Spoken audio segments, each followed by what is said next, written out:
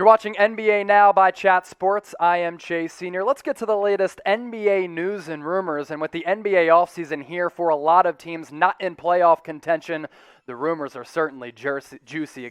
Let's kick off today's show with getting into the latest on Kristaps Porzingis, because I think it's somewhat inevitable that the Dallas Mavericks are at least going to explore a trade to try to get a better player back to pair with Luka Doncic. And Mark Cuban has said openly in the past that there have been, quote, dust-ups between Kristaps Porzingis and Luka Doncic. Now, Luka Doncic is entering a critical year and a critical summer because the Dallas Mavericks can offer him a max contract.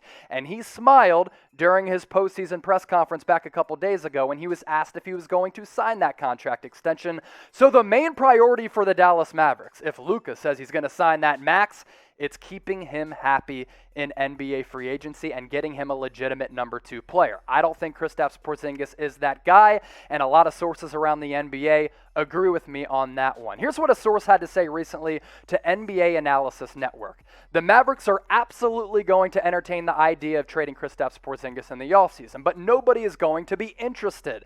He was close to a no-show in the playoffs this year and has not been the same player ever since he injured his left knee in 2018.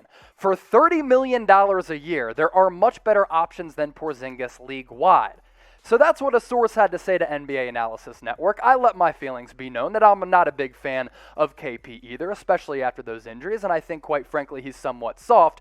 Do you think the Dallas Mavericks are going to trade Kristaps Porzingis this offseason? Get into the comments, get your votes in, and let me know what you think about this.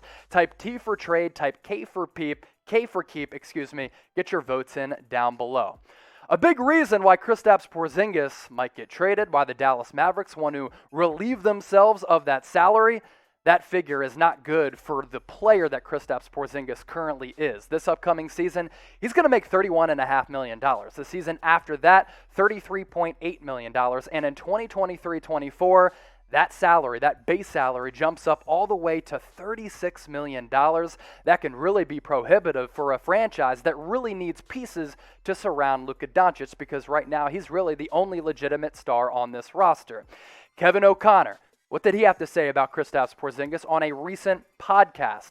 Kevin O'Connor has some inside sources and works for The Ringer. He's very tapped into NBA circles. And I thought what he had to say about Kristaps Porzingis' situation in Dallas and the Mavericks situation with him was somewhat fascinating. Quote, "The trouble here is that the Dallas Mavericks are facing a challenge to make massive changes to the roster. Porzingis has 2 seasons left plus a player option for a 3rd year left on his contract, and teams don't want him if they try to trade him. Mark Cuban denied previous reports that the Mavericks shopped Kristaps Porzingis, but at the least, league sources have told me interest in Porzingis is minimal. Teams are scared off by the money, the health, and possibly his diminishing production." And the production for Kristaps Porzingis has no doubt diminished over the last couple of years. I think his on-court fit alongside Luka Doncic can be a little funky.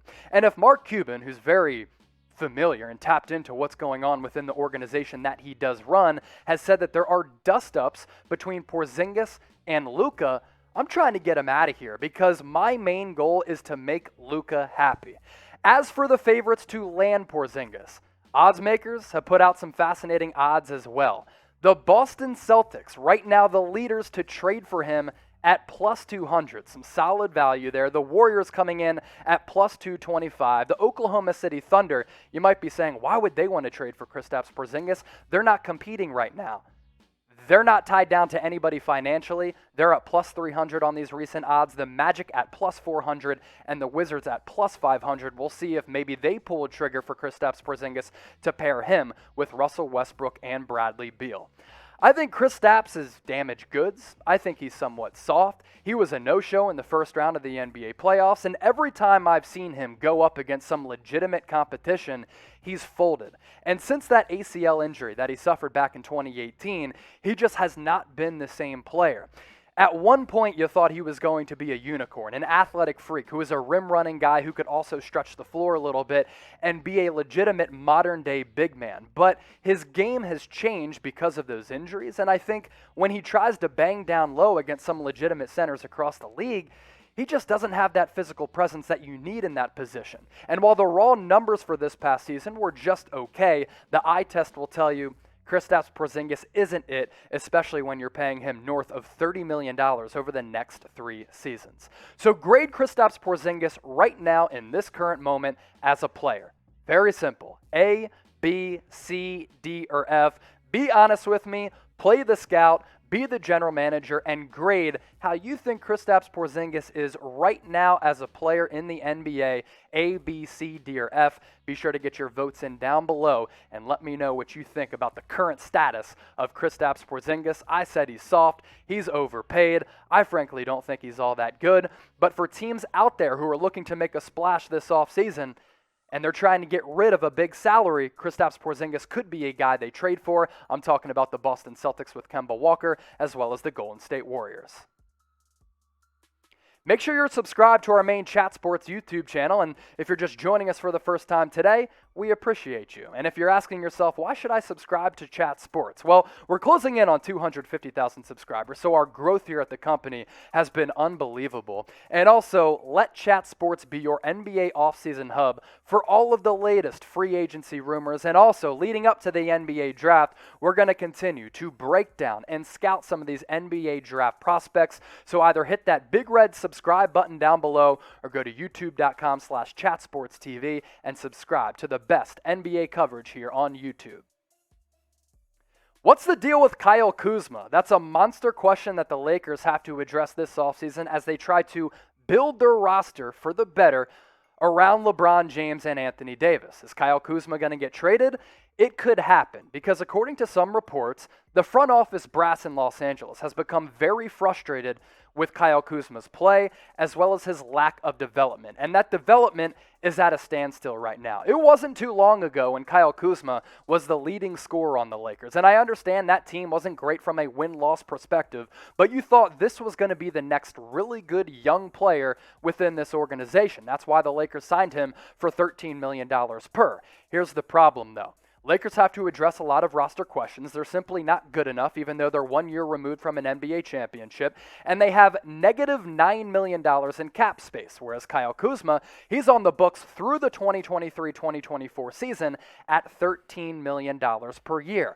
Could the Lakers look to free themselves of that $13 million per year price tag to bring in another player who's more impactful?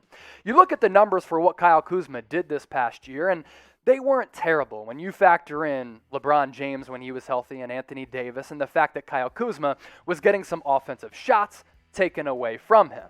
And the numbers are just okay in the regular season.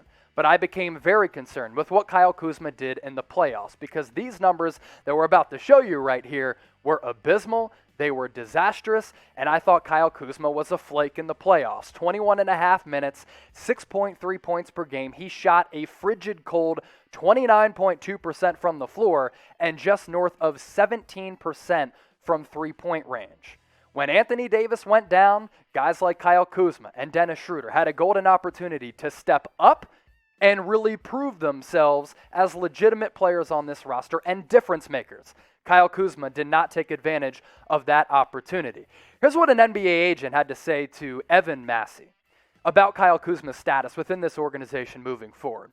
The Lakers have grown frustrated with Kuzma's inconsistency and are going to look at trading him this offseason. Rob Pelinka won't move him for cheap, though, but if he can get packaged to add better talent around LeBron James and Anthony Davis, they will do that. Kuzma will be on the trade block this offseason, and quite a few teams are expected to show interest.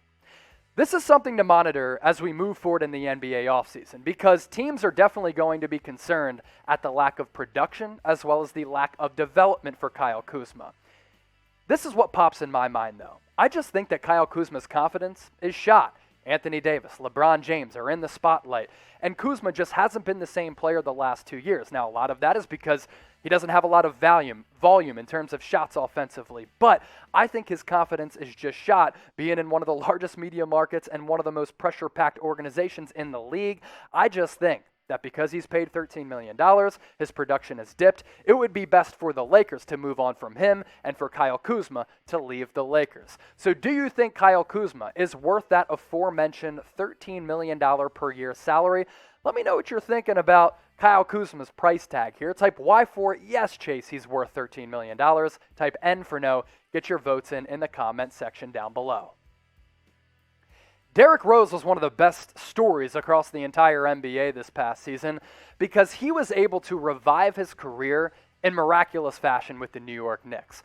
Who could have predicted that in the first round of the NBA playoffs, Derrick Rose would be the go-to option for the Knicks late in games offensively? Now, of course, that speaks to some of the ineptitude in terms of offensive skill players on the Knicks roster, but it also is a compliment to Derrick Rose for how he's been able to bounce back after all of the knee injuries that he suffered early in his career, and at the tail end of his stint with the Chicago Bulls, it looked as though he was shot. But because he was able to revive his career this past year, Derrick Rose, who's going to be an NBA free agent, is going to demand a lot of money on the open market, and there are going to be teams who are interested in his services because if he is a bench player on a contender, he can really fill it up because that's what he was able to do in 2020, 2021.